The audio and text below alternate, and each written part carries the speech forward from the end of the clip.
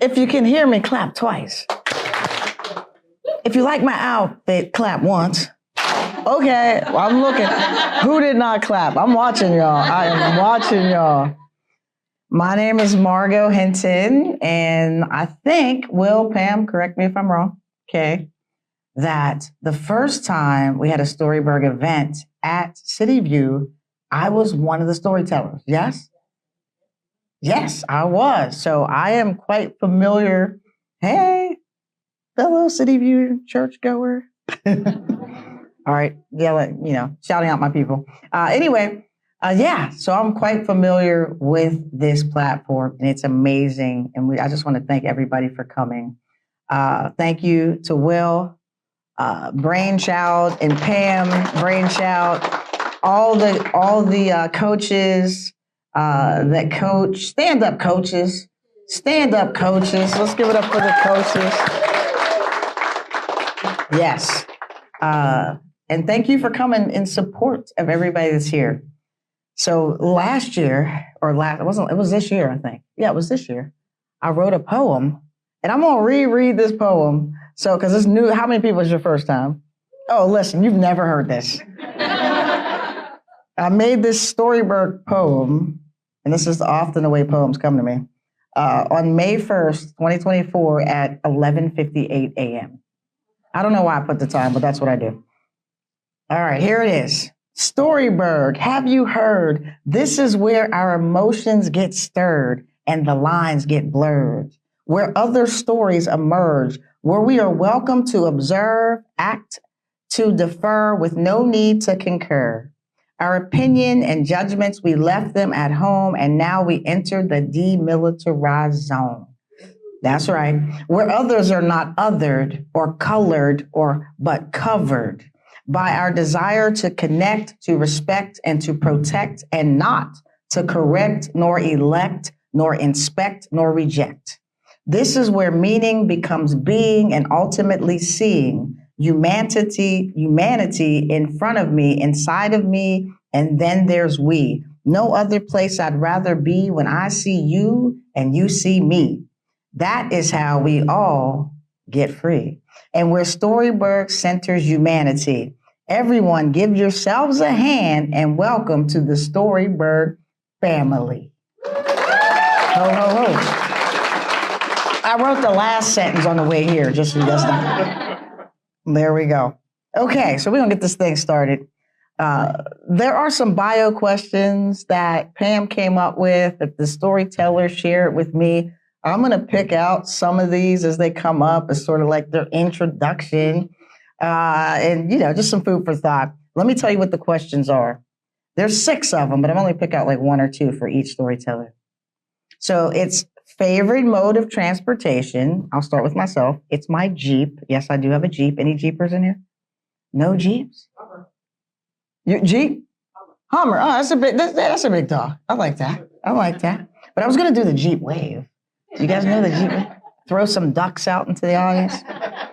Second question, been to and would like to revisit. So for me, I'd never been out the country till this year. And I went to the Bahamas in June, and I went to Barbados in February. I just got my passport in January. Y'all, I'm just saying, I'm doing the thing. Third question, like to travel that you've never been. Now, this is going to sound sad, but I really mean this. Nashville. I want to go to Nashville. I could probably do that tomorrow, but for some reason, I've never been to Nashville. I'm a big country music fan. I went to Dan and Shay this summer, Chris Stapleton, just for all the country music stars. Yeah, that's what I love. Furthest from Pittsburgh, again, mine was Barbados. How far from where parents were born, or grandparents were born, excuse me. My grandparents were born, I believe, in Raleigh, North Carolina. So again, not very far. And last, which I love this question, like what period would you like to time travel to? And mine is very low stakes. I had a very good summer. I would just like to redo the summer. Just saying. All right, Will, I'm gonna spotlight Will, who is doing the live stream for all the people at home. Hi, everybody at home.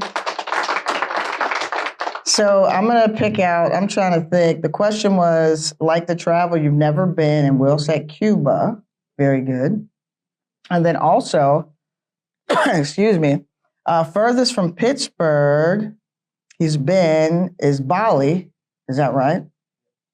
All right. And then lastly, I thought this was pretty interesting. He would like to time travel back to his formative years of 0 to 5 years old. How many people want to go back there? All right, a couple. Maureen, I love it. Love it. Okay. Maureen, you're up first. Are you ready? Wait, let's get her pumped up. She's ready. As she comes, you like to travel by boat, and you would like, tell me if this is right. You would like to go to Rome, Italy? No, you've been to Rome. That's the farthest you've been, 4,624 miles. And then you have descendants. Your grandparents were people, I believe, from Wisconsin in the 1800s. Boom. And then lastly, I had to look this up. I don't want to claim that I'm a history buff. I did really have to look this up. You would like to time travel back to the Elizabethan period, which would be from 1558 to the 1600s. In case you were wondering, that was when Queen Elizabeth was in her height of her reign. So let's give it up for Maureen. Oh, Maureen, I can't go too far. Don't go too far. Ooh, almost got snatched up. Oh. Okay. You ready? Yes. Ooh. Okay. So actually, interestingly enough, where I want to travel kind of falls into my story a little bit. So it'll be interesting. So, all right. So it's frequently said that parenthood is a road trip that begins when you see the lines on the test. For myself and my husband, our parenting journey kind of began with a surprise. Both my husband and I are college-educated working professionals in the spring of 2020. My husband was an adjunct professor at a local university in Utah where we lived at the time. I was a nonprofit administrator for a local animal welfare organization in Utah. Now, if you've been living under a rock for the last 4 years, you would remember that in spring 2020 was not a great time in the world. We were sheltering in place and being advised by a lunatic leader to drink bleach to avoid a respiratory illness that was claiming lives so many of our community and friends in the world. Now, this sets the stage for Good Friday, April 10th, 2020.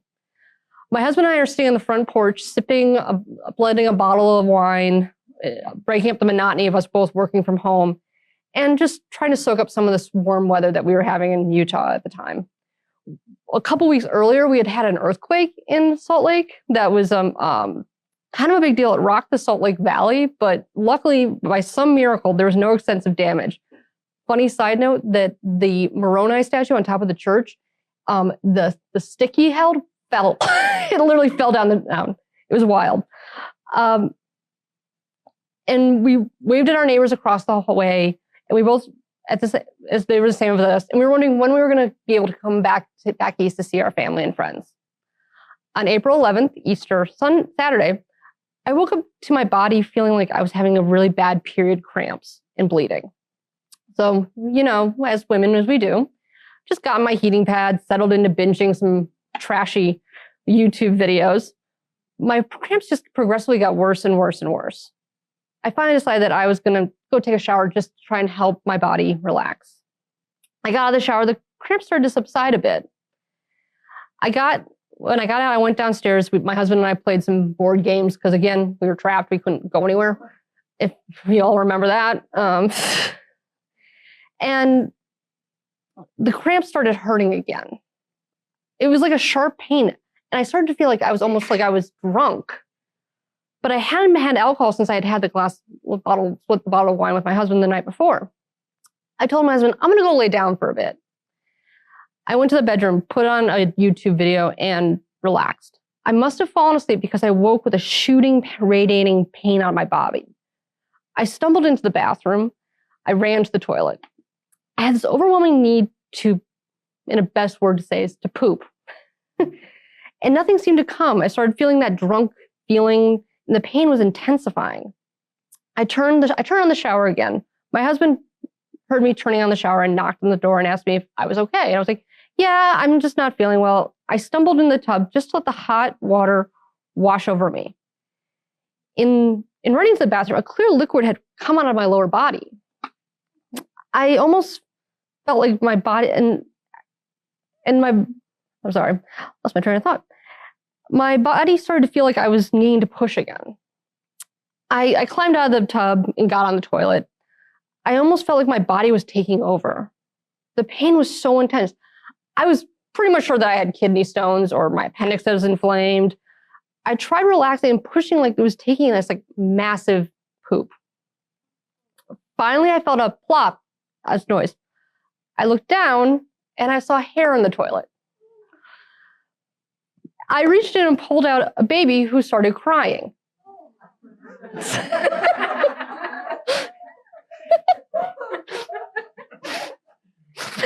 Let me give you a little bit of statistics. I had a cryptic pregnancy, which according to statistics is 1 in 2,500 pregnancies that go unnoticed until delivery. There's a long story that not enough time to talk about it, but just basically I'm a statistic. I soon yelled for my husband. he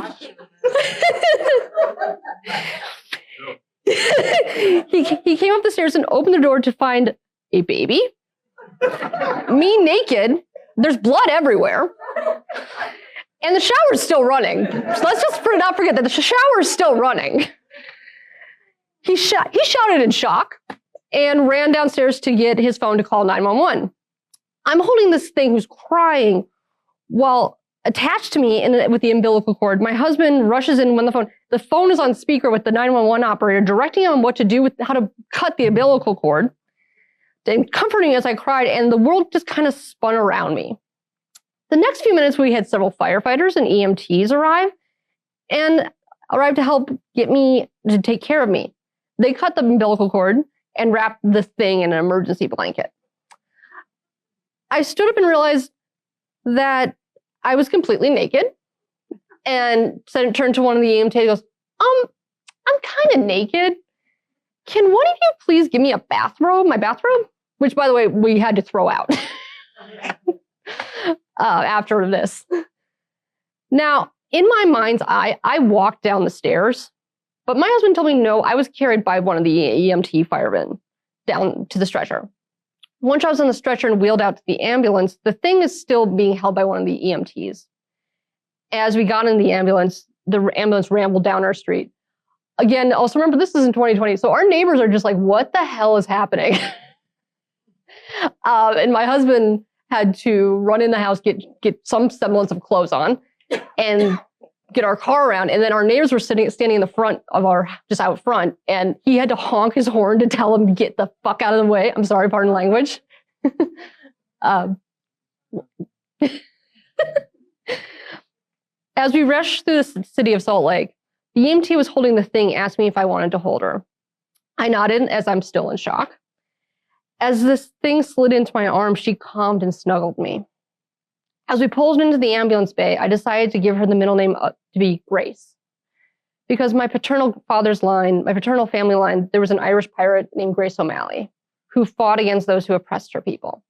She will know she comes from a strong line of women who fight to change the world. And now, remember, this is during the time of COVID. Like, hospitals were just absolutely inundated. Like, this hospital we went into was just crushed, and it was just insane. I didn't have a mask. I hadn't been tested. This was in early 2020. The fact when this happened, my husband, if we had known, would not have been allowed in the delivery room. And yeah. So again, putting this all into context. I was given a mask and taken right up to the maternity ward. We were brought in this room that they had made up for us. And again, it was very kind of sloppily thrown together because the hospital was like, the EMTs called and said, we have a home birth, unexpected, no prenatal, we're coming in. So let's just say they were expecting the worst. As my husband finally makes it to the hospital, and again, they didn't tell him where he was going, where he should be going. So he comes running in, and one of the nurses goes, "Who are you?" He goes, "I'm her husband, and that's my child." And there's just all these moments of, and as we are going through it, all the tests come back, everything's fine, she's happy, she's healthy, she's just very small. And that's a longer story for another time. Of course, as these next couple of days of this journey of parenthood that we best can be described as kind of jarring, we got to know our daughter, got to meet her and spend time with her. And the only way you could really explain to people that you'd had a baby is you have to FaceTime them. And having to FaceTime and explain this to people, and they're like, it's not April Fool's anymore. That was a while. I'm like, no, it's literally like this, like, hi, this is your granddaughter. We were there for a little bit longer because of everything. They wanted us just to make extra precautions. And so we were released from the hospital, and we drove down the street that had brought us to the hospital. It was probably the most scariest drive, as parents know, that is the scariest drive, driving your child home from hospital to your home.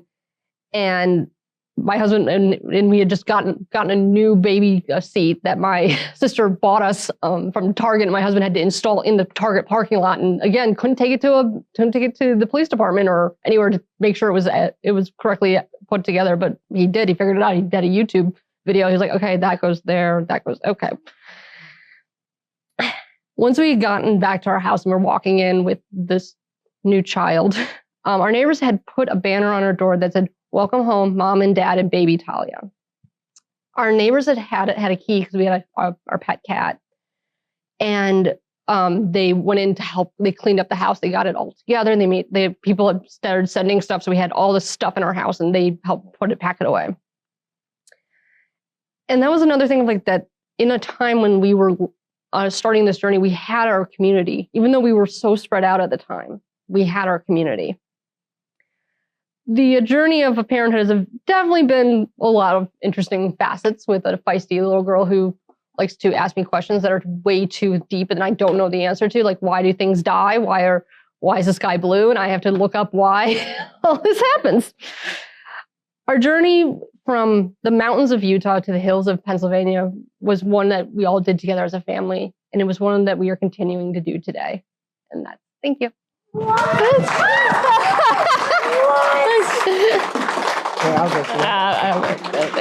You guys, what? Please give it up for Maureen one more time. I feel like we should just keep clapping. Okay, we are in church. I'm just going to say, God is good. Wait a minute, God is good. And all the time.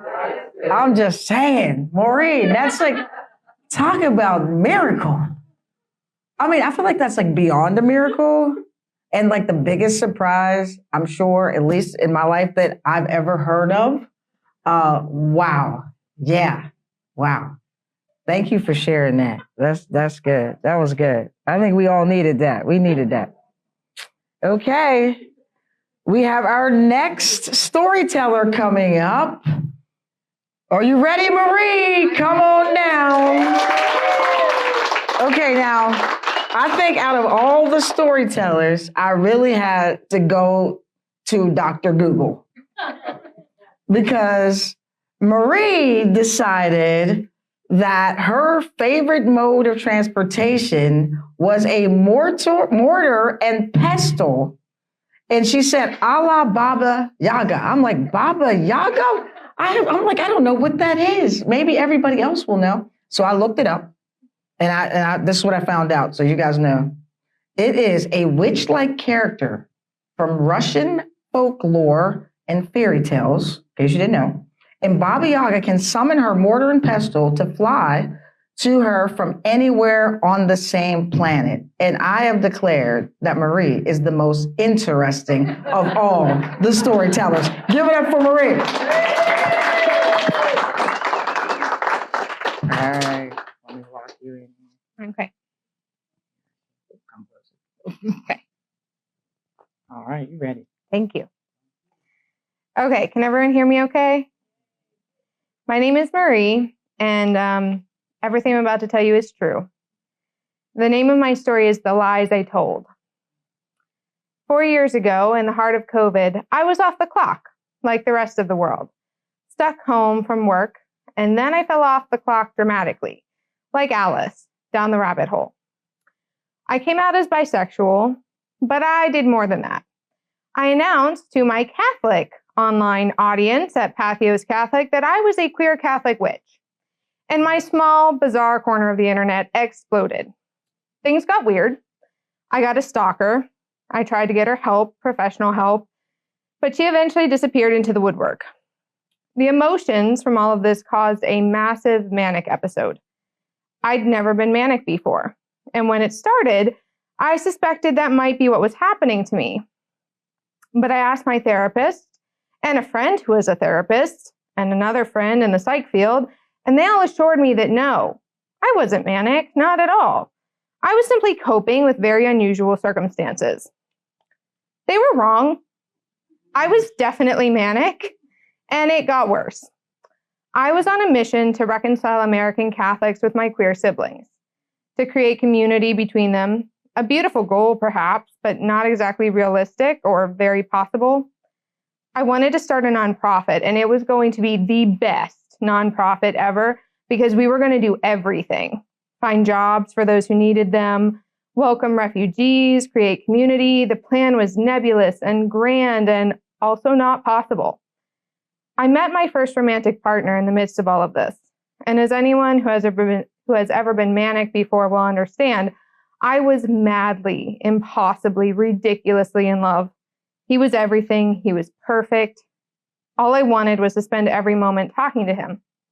He thought he was aromantic, potentially asexual, but every moment we spent together felt more romantic than anything I could have imagined. He was trans, I was bi. Neither of us had dated before. He was my first date, my first boyfriend, my first kiss, my first love. Finally, things began to fall apart. I was at war with my family. Mania and sibling rivalry will do that to you. I fell out with my roommates. I spent some time couch hopping, feeling unsafe at home. Then I decided to go on a grand adventure. I went on a road trip, staying briefly with friends across the country. I went from Pittsburgh to Western Ohio, up to Michigan, then to Wisconsin and Nebraska, and wound up in Denver, Colorado. In Wisconsin, my friend at the time took me to House on the Rock, a wild, terrifying roadside attraction created by Frank Lloyd Wright and some very wealthy collectors of paraphernalia and aficionados of cultural appropriation. I'd heard of House on the Rock in Neil Gaiman's American Gods, the place with the giant animatronic carousel. But I thought it was imaginary, a place of magic and gods that Neil had concocted in his brilliant mind. Well, it's not imaginary. It's very real and it's very scary. For hours, Mariah and I spiraled down into what felt a very strange American version of Dante's Inferno. At least, that's how I saw it at the time. There was so much stuff. I can't even begin to know how to describe the wonder and terror and monstrosity of this place. But it felt wrong. See, when you go to a museum, maybe part of you recognizes that so many of the artifacts were mined and stolen, precious and sacred objects from other cultures. You accept that it is acceptable, that these items were stolen. It's for the greater good of education, perhaps, or maintaining them for future generations to observe. It feels official enough that we can ignore the discomfort of wondering whom these things belong to and whether perhaps they should be returned. Not so with House on the Rock. It felt profane. And as I wandered, wearing peacock makeup and a fake beard, a hat, a black dress, and a Starry Starry Night scarf, I felt like I could feel the souls of those objects stolen from all over the world for this sacrilegious basilica to American greed. I could hear them begging to be loosed, to be returned to their cultures and histories and creators. Finally, I returned to the carousel and I sat there and I prayed, and I believed myself a queer Catholic chaos witch.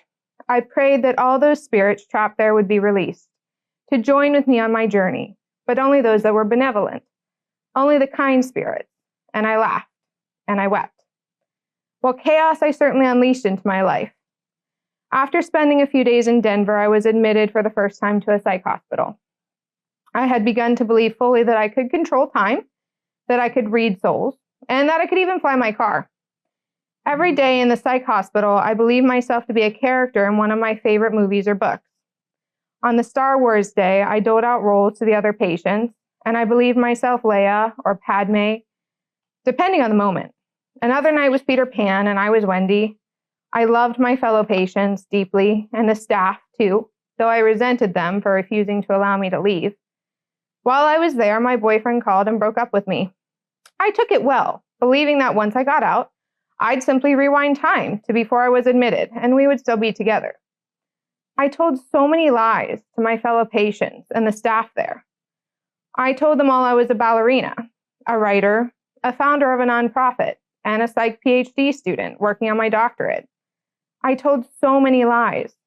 But are they lies truly when you believe they are true, or that they will be true after you've had time to time travel and weave some spells and rewrite reality? Finally, I was released and tripped my way back into the world. Things fell apart some more, and it took months to put myself back together, but I did. It took a lot of professional care and really good prescribed medications. Many people who knew me then still don't speak to me. It's been 4 years. The world has righted itself in some ways and not in others, but I've put myself back together. I fell in love again, for real this time. I made new friends and maintained the love of the really old ones. I got a job and got back on the clock. And it's true, at least, that I am indeed a writer. That at least wasn't a lie.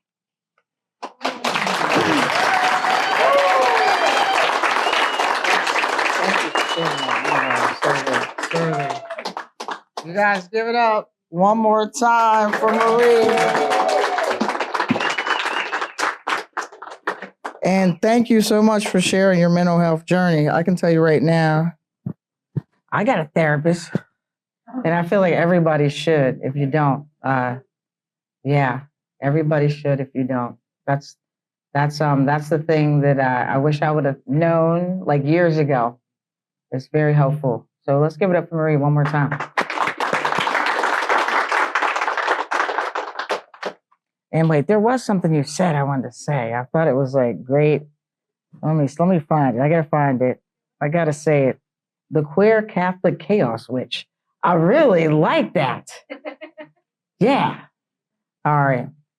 Next up, it's my man, Dwayne Barker. So Dwayne, what I pulled out from your story is that, or from your intro, I should say, the questions, that the time period that you would like to return to, or wish you were there, I guess, was 1965 to 1968. And all I gotta say is, I was born in 1968, brother, let's go. And I really feel like, because I was born in 1968, and I believe that what they say is, like, that's the biggest period of civil rights and social justice, like, in history, that year itself.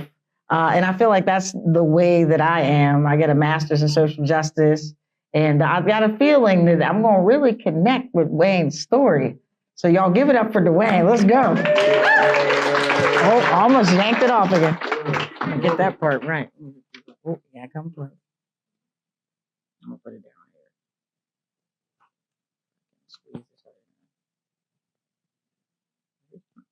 here. Yeah, my eyes ain't what they used to be. Oh, here, that's what I'm doing. There you go. So yes, to tap into what you were talking about, you're absolutely right. That time period, Martin Luther King was assassinated. Malcolm X was assassinated, and then Martin Luther King was assassinated. Those 2 years.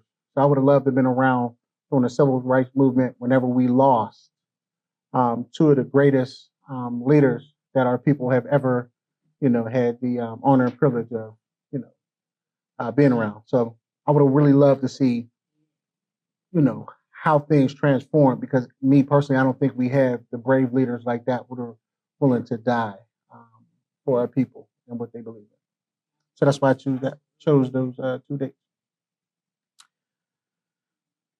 Good evening, everyone. This is my very first time doing this, so I got to get all the jitters out. I am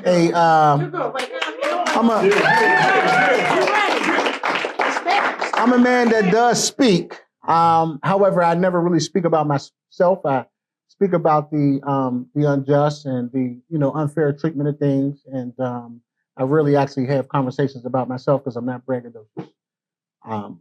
So here we go. Just for context, the way my life plays out, two things: I am hilarious and serious. So those are the two things that I love to take pride in. So whenever I decided to do this, I wanted to do it in more of a playful way, and you'll see it. And I also wanted to tap into how music has always influenced myself and others around me. All right, welcome to the historic Braddock. I was raised in the projects, roaches and rats, smokers around back, selling their mama's sofa. That's Jay-Z. So one of his verses. Green light. E building, more like P building.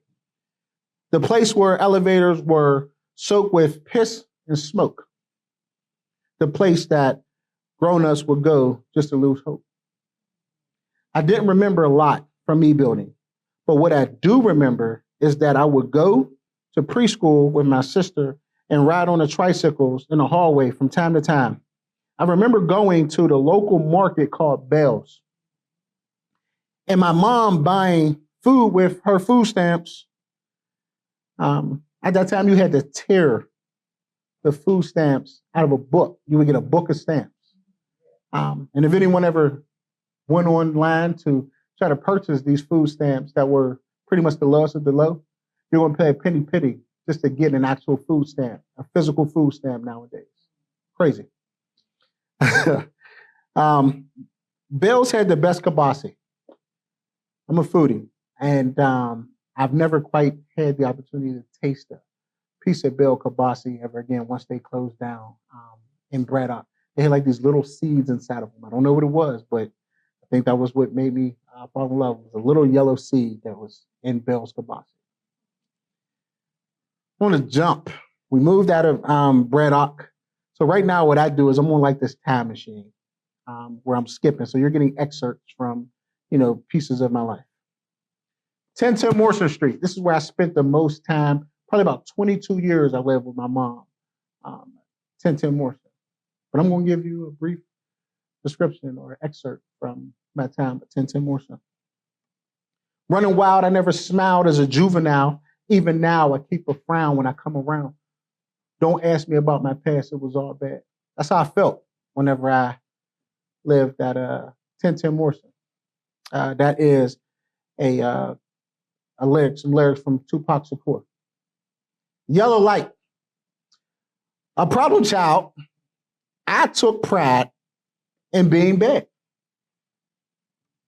I would get into trouble all day in school and all the time at home. The middle child, of course, this is the reason why I would do all this, because I had an older sister and a little brother. And if you're the middle child, like a certain someone that's sitting over there, you almost feel like you're not really getting quite as much attention as you should. I'm pointing to our daughter, Daynara, over there. She's the middle child. It went. So this is how my mom would call us, and everyone would always laugh. Whenever we were outside, my mom would yell, Keisha, Wayne, and Philip. We were her three kids, just in case no one figured that out. Our birthdays were September 3rd, mine. My sister was September 18th, and my brother was October 8th. We were all a year apart. I used to tell people, because I loved my sister so much, that we were twins because we were the same age for 15 days. Until my grandma was like, you're not twins. Stop saying that. It's embarrassing. So I stopped saying it. I remember when I was in elementary school, my mom having to ride the school bus with me because I would throw pennies or whatever at the bus driver. I don't know why I thought it was cool, but I used to get a kick out of doing that. Don't know why. It was dangerous because the bus could have crashed. Anyway, my mom would ride the bus with me to school because I would always get in trouble on the bus. But then when she got home, after, she got off the bus, she would then make her commute back home. My mom didn't have a vehicle. So she was on the PAT bus on her way home. And about the time she got home, this is around the time answer machines, not voicemails. She had about two, right? One or two, possibly even three. Depends on, how many teachers I pissed off. Messages on the answer machine of me acting up in school. So my mom, she found herself volunteering up at the school. And the best place that you can volunteer in a school, the place where her son would always get sent to, the office. She volunteered in the office, and so every time the teachers would send me to the office, she would intercept me. She'd slap me around, and she'd tell me go back to school, go back to class. One day, I was under the weather. But being such a mischievous young man, my mom ain't asked no questions. So when she came into the office after, running something to one of the teachers, she see me in there. She's like, this boy again. She grabs me out. She slaps me, boom, boom. And she says, go back to class. And I said to her, Mom, I don't feel well.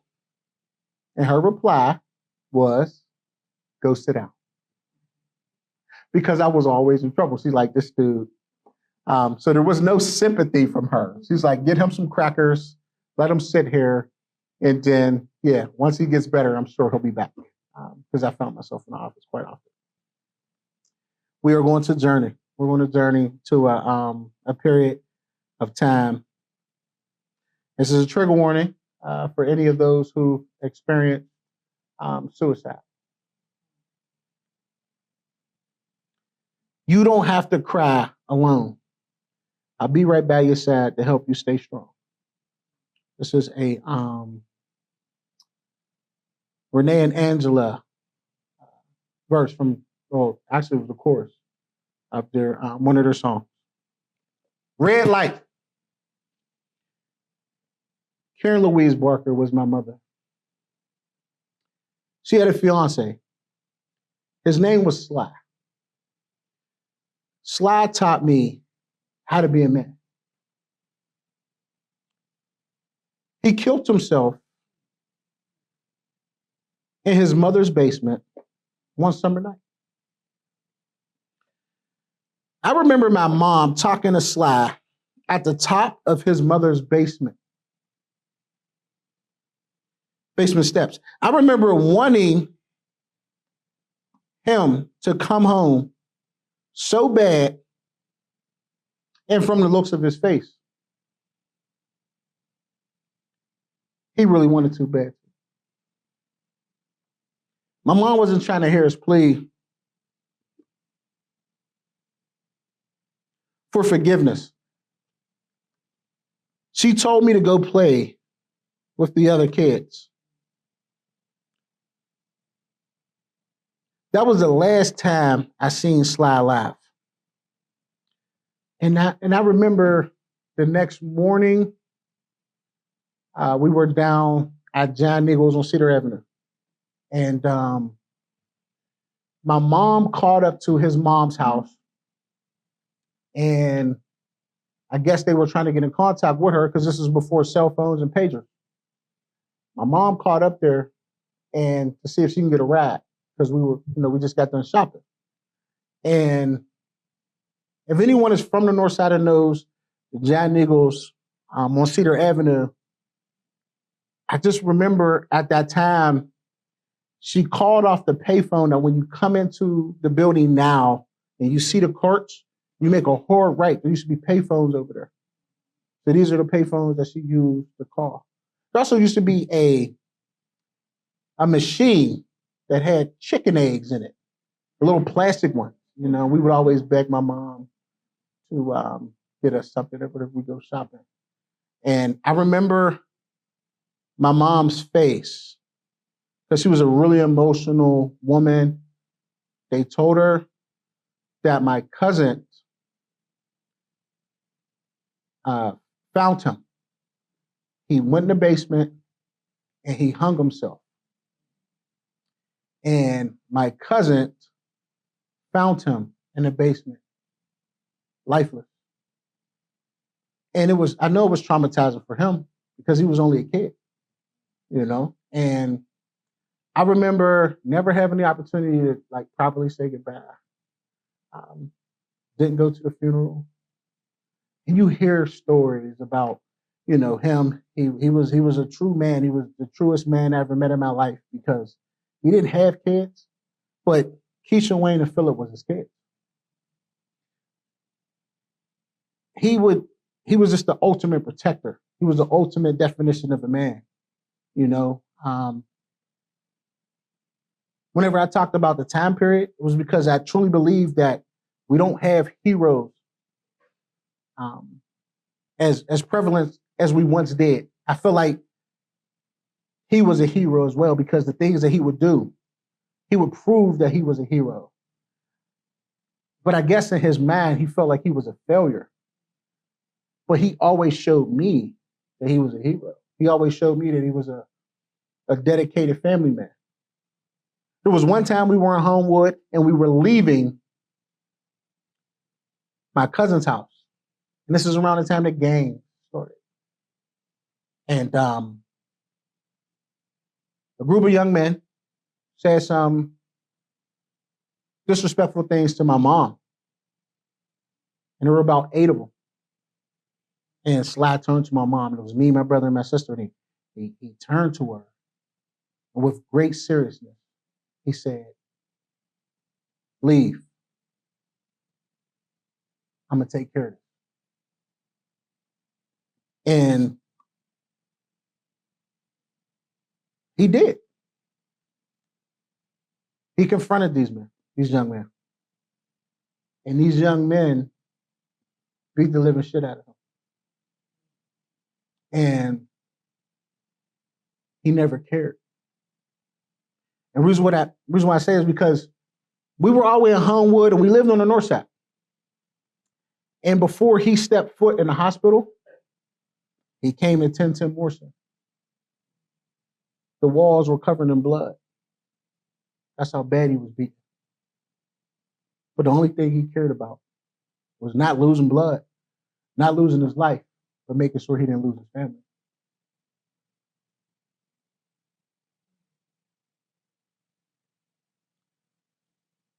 We'll travel down a little bit further in my journey. And we're going to touch base on the fact that, again, I was a middle child, Mr. Misfit, you know, took great pride in being a problem child. I would stand on the toilet when I was young after coming off of a suspension, and I would lean on my bathroom sink, and I would look into the mirror, and I would say to myself in the mirror, "It's payback time," because I was going back to school, and whatever teacher suspended me, I was going to give them hell for getting me in trouble, as if it wasn't my fault. "Mom, I know I put you through hell, but now I'm going to order you heaven." Beanie Siegel was the rapper. Stop. When I started to get recognized for some of the things that I started to do in regards to changing my life around and really not focusing on myself, but focusing on, you know, making the world that I live in a better place, I would say I used to be the problem, but now I'm going to make great strides to be the solution. And I live by that. I would ask my mom to come to the ceremonies anytime I would get called to get recognized for things. And my first assignment, once I received a plaque, a trophy, you know, certificate, so on and so forth, for the work that, you know, I started to do to help be a part of the change. I knew once I received the award I knew it was my job to give it to the person that never gave up on me.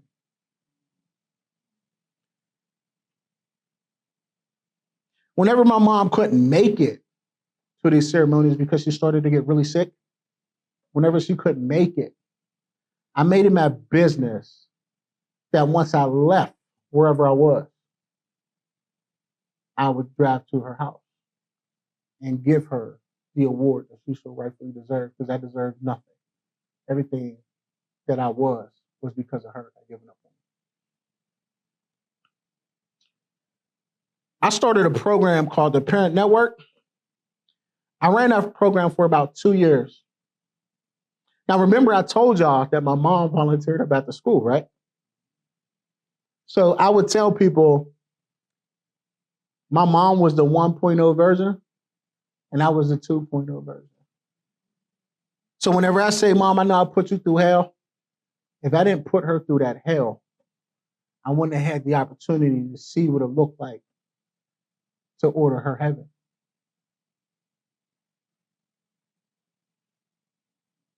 I called my mom and asked her if she wanted to come down and help out at the school. And to my surprise, she said, I thought you never asked. So it was amazing to know that she couldn't wait to come down to the school. And I just, I had to build up the courage to ask her, because she was living her best life. She had grandkids now, and her kids, we were cool, but her grandkids were the world to her.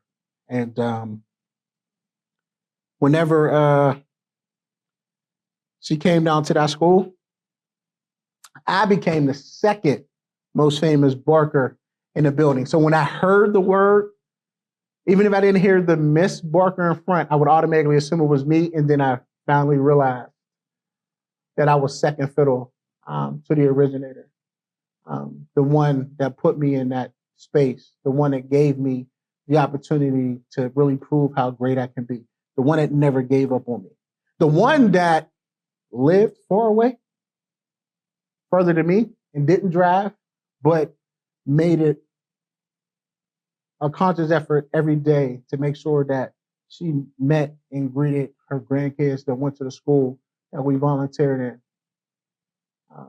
when they got off the school bus, and told them Granny loves you and have a great day, And I just want to say, if anyone here still has their mom, I know this is cliche, but tell them you love them, hug them, spend more time with them, have conversations with them. I talk to my mom every day. I would call my mom and ask her. Now, the music piece, I would always ask my mom about who sung this song or who did this song, and she was like Shazam before Giselle, And I'm gonna always miss that about her. I'm gonna always miss how she was a great inspiration, and not only myself, but a lot of people that she had the honor and privilege of being around.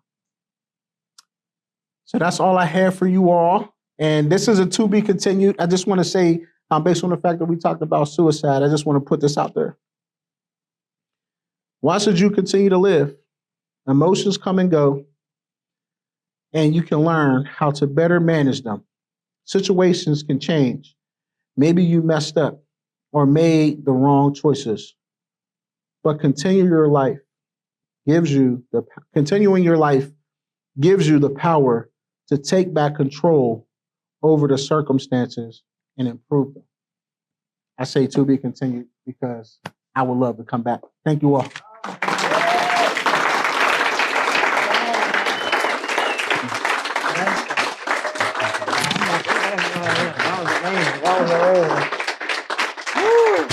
Y'all, just keep clapping. I say keep clapping. Keep clapping. Listen. Wow. Ooh, okay. What am I say, y'all? Let me get this right. One more time. So,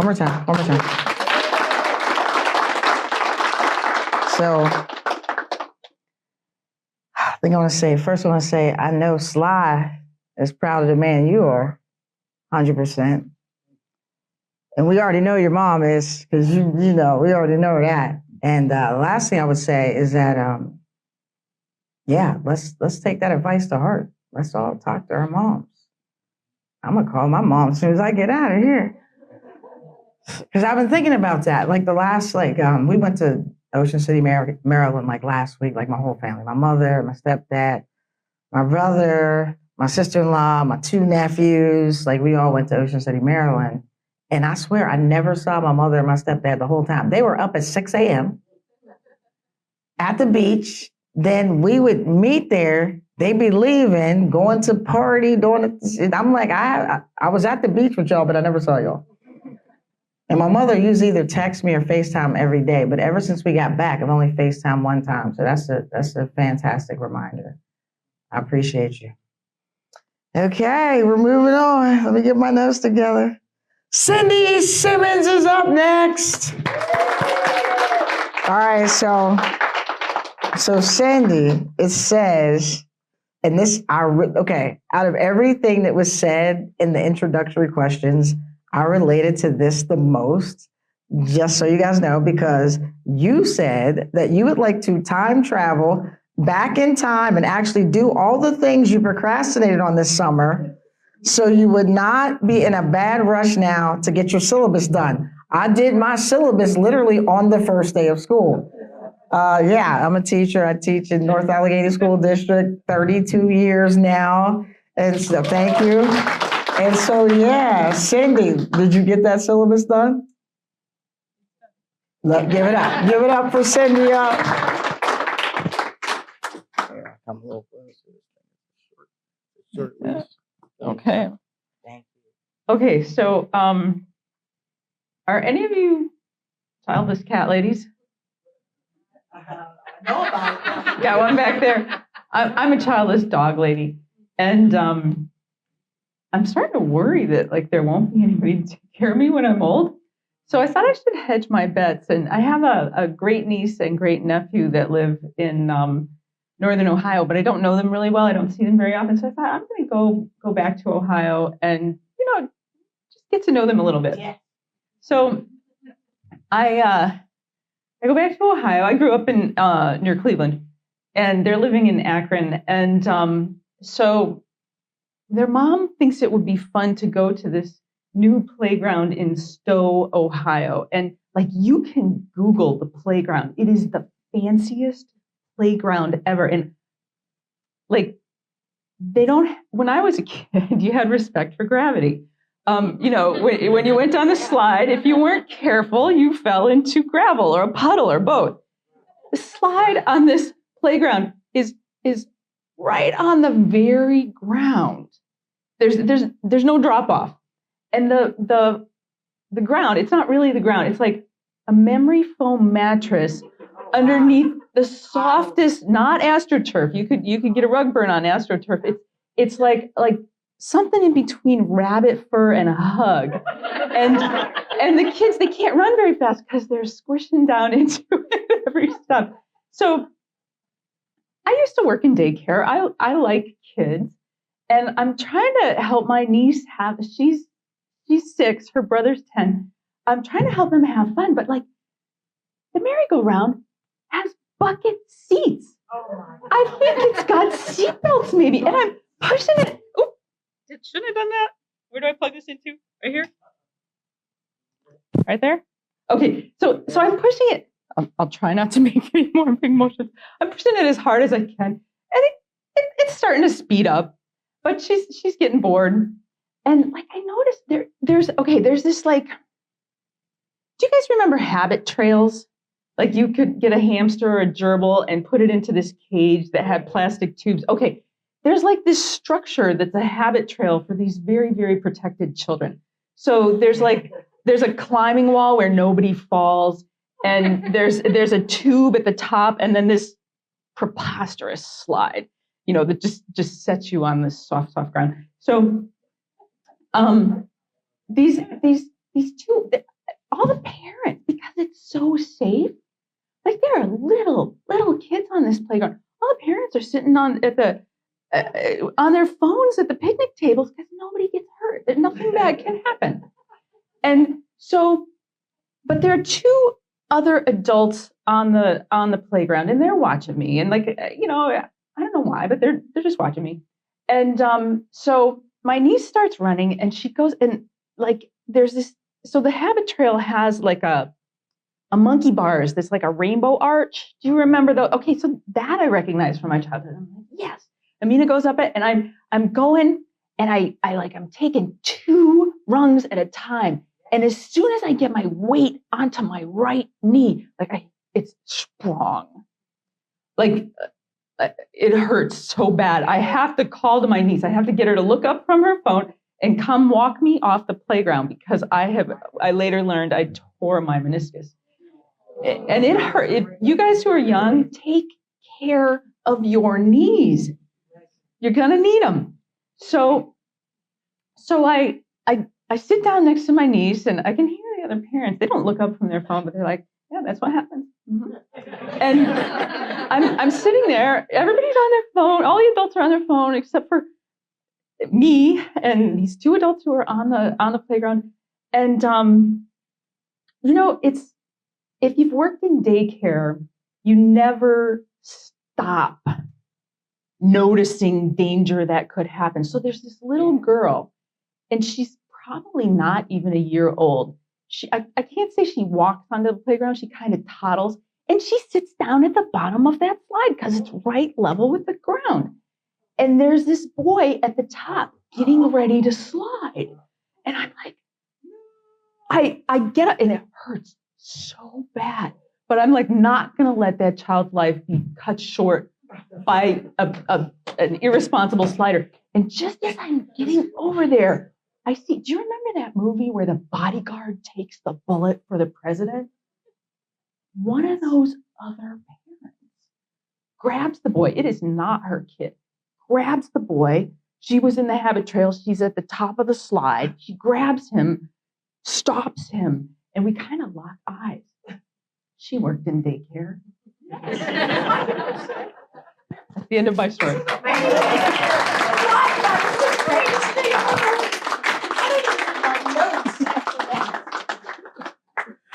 You guys, I'm just saying, I'm over here with a canceled knee replacement.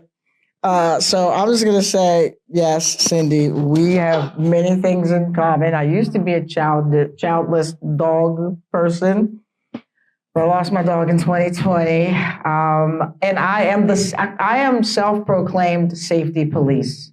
Okay, like quick story.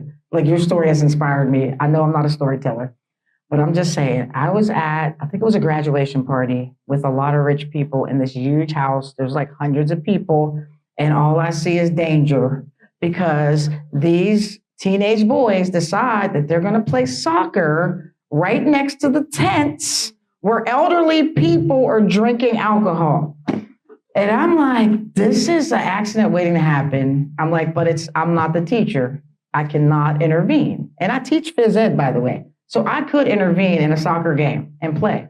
So long story short, I say to everybody at my table, I'm like, this is not going to end well. I'm telling you right now, it's not going to end well. Next thing I know, soccer ball travels, hits this 70-year-old woman in the forehead with her beard. It's knocked off. She's like horizontal, splat on the ground. I'm not joking. She ended up having to go to the ER.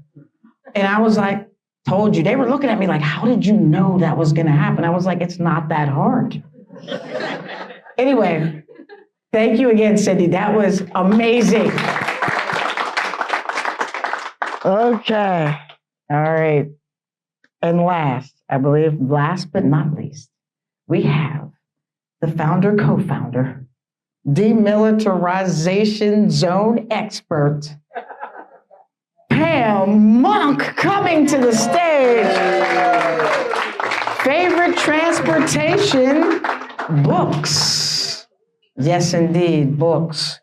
Also, I had to look this up too, because believe it or not, I've never seen A Midsummer Night's Dream. Oh my, I know, is that like horrifying? Oh my God. Okay, thank you. Okay. So A Midsummer, but so you would want to see the first production Wait a minute, I looked it up. A Midsummer Night's Dream was first performed at court on January 1st, 1605. That's a long time ago, you guys.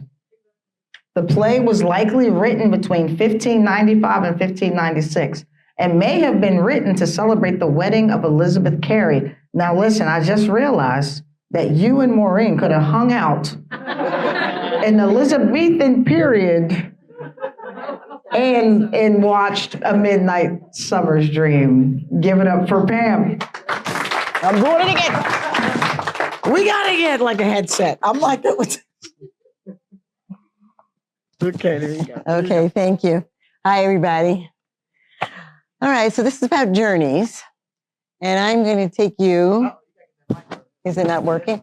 I'm going to take you on my journey from feudal Sicily to America of modern day, but only metaphorically. I can't actually do it because I need a time machine and a tramp steamer to do that the way my grandparents did when they came from southern Italy to, I want to say, the Brooklyn of the 1920s. Red Hook was the name of the neighborhood. Actually, I was just thinking about it. For some people, The Godfather and On the Waterfront are movies, but for me, they're documentaries.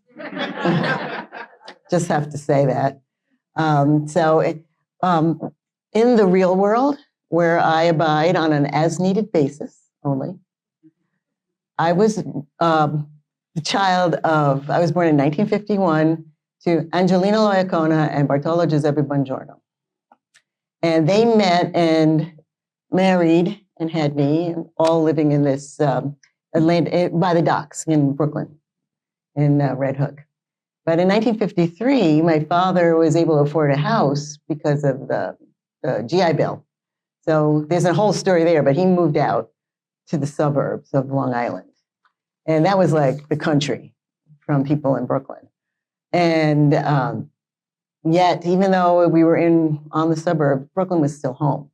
And we went and we visited there on a regular basis. And I was like a person, I was basically living on an island that was populated by aunts, uncles, and cousins, and at least one Mustache Pete. Now, I don't know if you know what a Mustache Pete is, but there's my father's best friend from high school was a guy named Charlie Cosimano, and his family ran a funeral home, and it was called Cosimano and Russo. Now, nobody ever saw Russo, but everybody knew about him. And it's just that it's really good to have, one of the customs of my island community is open caskets at wakes. So it's really good to have a guy if you're going to have an open casket. That's all. So that's just how that was. Anyway, I think islands do have their cultures. And there's not all stereotypes are false. Italians love their music. And one of my memories is my aunt got really disgusted that I was listening to the Beatles, and she dragged me to the Metropolitan Opera House, the old original one with the golden horseshoe, to see Leontyne Price sing Aida, which I just thought was dumb. I was like, oh. But anyway, I did do that. And I have memories of my father teaching me to sing songs like Funiculi, Funicula. Hearken, hearken, music sounds afar. Funiculi, funicula, funiculi, funicula. Joy is everywhere. Funiculi, funicula. Hey, right? And I also had this record that I really must have loved. I played it over and over of Julius La Rosa. It was a massive pop hit. I did look it up. It was called E Compare. It was in Sicilian. Tante grazie. E compare, devo suonare. Como sono la violino, e como suonare la violino, violino tippity tippity ta. There's a lot of other verses, but oh yes, oh well, there you go. I told you. Oh, I've been to those weddings, believe me. And I said, I will spare you my rendition of Come Back to Sorrento and Tuesday Mala Femina. And unless somebody has brought an accordion, I will not teach you the tarantella. So there I am on this island, and I have to say islands have coves, and sometimes you find boats stashed in the coves. And I found a boat. It was called Girl Scouts. And for some reason, I'm not sure why, my parents let me join a Girl Scout troop when I was a young teenager. And I even got to go to Girl Scout camp, Camp Blue Bay. I'm not sure why they allowed it, because and this was the first time I'd ever spent any time away from my family, except for maybe 1 or 2 overnights with pre-approved households. So maybe Diane Majori and, but not, this is Girl Scouts. I got off that bus and I had an experience like Columbus might have had when he came to the New World. I came to a fully populated place where people had mysterious customs and exotic ways. They wore sensible shoes, they could split logs, and they couldn't say my name, which was Buongiorno. And they couldn't pronounce it, so I just went by Bonji, which just made things simpler. And, Girl Scout counselors were fierce, and they sing all the time. They wouldn't let us sing anything outside of the approved Girl Scout songbook. So I don't know if you probably are all too young to remember the Hitchhiker. Come on, remember the Hitchhiker? Or the Swim? The swim, and they'd be like, stop. A couple of us were doing that, and then they were like, stop. And we stopped because they could handle they knew how to do those long-handled axes, and you didn't mess with them. So we were like, no, only Girl Scout song. And Girl Scouts sing all the time about everything. They sing at the getting up, raising the flag, taking the flag down before dinner, all the time. I don't know how we did anything else but sing. And they sang, and by everything, I'm just going to sing you one, so you'll know that they sing about everything. All right? Sing it if you know it. Great big globs of greasy, grimy gopher guts, contaminated chicken feed, humiliated monkey meat, 1 quart can of all-purpose porpoise pus, swimming in pink lemonade, and me without a spoon. Gee, I'm glad I brought a straw.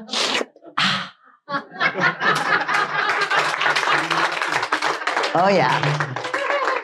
That's just one of them. Stay later. I could sing you the whole songbook. But there was one particular song that now when I'm looking back, because you always tell your stories backwards, I'm looking back on it. It might have been the beginning of my real journey off the island. It was a song called Suitors. And it goes, I'm just going to sing a little bit of it. But this song hit me like the way that the Marseillaise might have hit the French peasants as they stormed the Bastille. All right. There are suitors at my door. Ole Opakia. 6 or 8 or maybe more. Ole Opakia. And my father wants me wed. Ole Opakia. Or at least that's what he said. Ole Opakia. Chorus, chorus, chorus.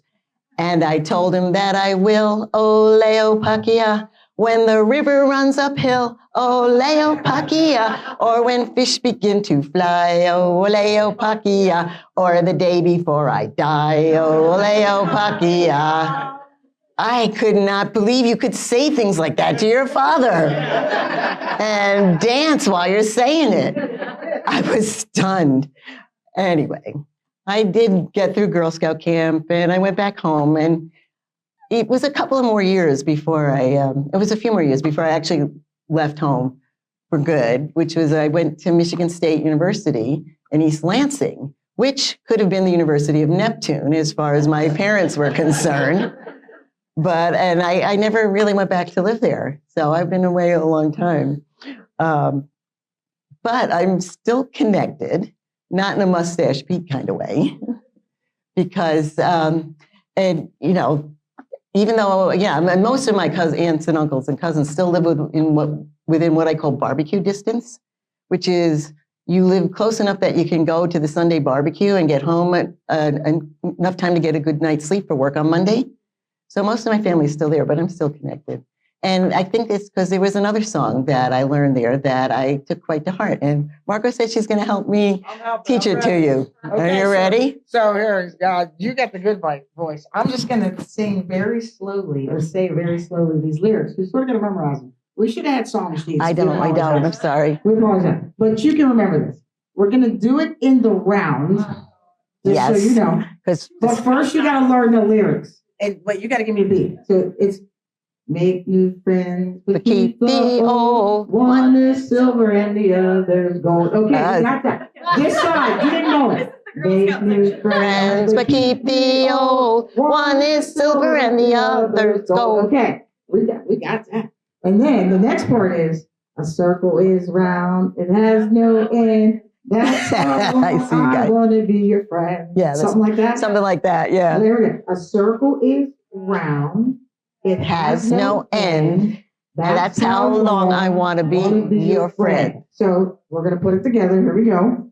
Make new friends, but Keep the old. One is silver and the other's gold. A Circle is round. It has no end. That's how long I want to be your friend. Okay, so this side is going to start us. Make no friends. And then once they get done with that first part, then you guys are going to jump in, make new friends. And we're going to see how long we keep this going before we sound really off key. All right? 1, 2, 3, go. Make new friends, but keep the old. One is silver and the other's gold. The circle is round, it has no end. That's how long I want to be your friend. Make new friends and keep the old. One is silver and the other's gold. Circle is round, it has no end. That's how long I want to be your friend. Clap it up for yourself. Listen, let's thank Maureen. Clap it up. Maureen, clap it up. Dwayne, Cindy, Pam, Will, coaches. It's been a blast. Thank you guys. Stick around for a couple minutes. We got the water, we got some snacks. Shake hands, hug, all that stuff. Thank you. A blast. Thank you. Take snacks. Take home. Take water. Take home. It's all right. And also sign up if you haven't signed up for information.